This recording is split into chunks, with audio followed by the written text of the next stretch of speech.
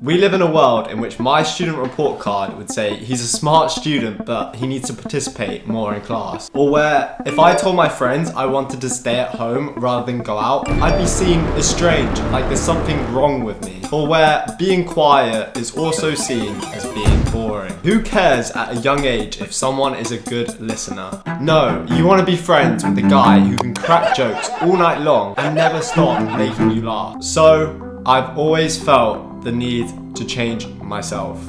An introvert. Like society wasn't made for me. If I wanted to reap the rewards in our world, especially the social validation that everyone craves, then I need to become more extroverted. So that's step one of my journey. Becoming more extroverted.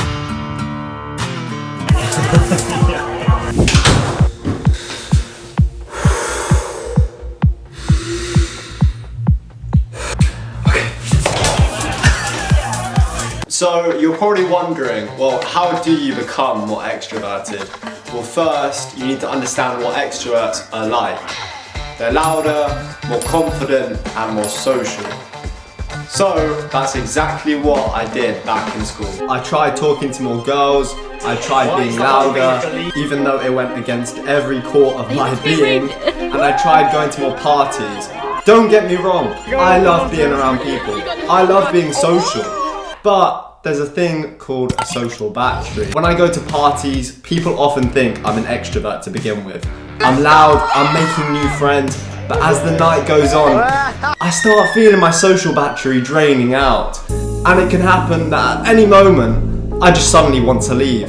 It starts becoming more uncomfortable than it is fun. I start becoming weaker in conversation, and I start not even recognizing myself. I think to myself, wow, I'm being so boring right now, but there's nothing I can do about it, except get drunk maybe. So when you're trying to be more extroverted as an introvert, frankly, it's exhausting and, well, quite miserable. So that brings me on to step 2 of my journey, realizing that step 1 was a mistake. Listen, I think it's great to get out of your comfort zone. And for introverts, a lot of the time that is being more social. But not understanding your boundaries and not fully accepting yourself for who you are can make you very unhappy and emotionally drained. Talking to people, it's exhausting. Depends who though. But step 2 of my journey is really about just trying to understand myself more. Trying to work out who the energy drainers are in my life. And just like how people manage their time, I realized maybe I need to manage my energy more. So if I was going to a party, I tried to spend time alone before it, reading a book, going for a walk, just anything to allow me to be my most energetic self at that party. Now, step 3 of my journey was realizing that being an introvert is fucking sick and I don't even want to be an extrovert. When you're an introvert, you get energy from being by yourself.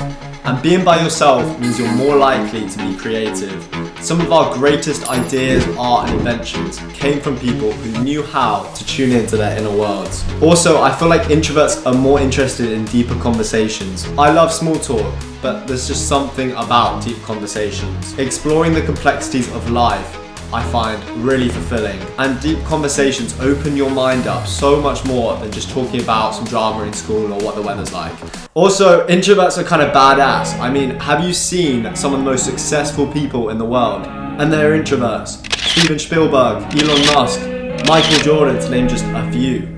So clearly, you can be a great leader even as an introvert. I mean, literally, the skill of listening to other people's ideas is so often overlooked for making a great leader. And that's something that introverts excel at. So clearly, even in a world that seems more suited to extroverts, you can live an extraordinarily successful life as an introvert. I feel like introverts are such interesting people. There is so much more to them than what meets the eye. So takeaways from this video are that introverts aren't always shy and reticent like Google suggests. Being an introvert has some great qualities that come along with it, and trying to be an extrovert if you're an introvert is the wrong move. So if you enjoyed this video, please like and subscribe, and remember, work hard but enjoy the process.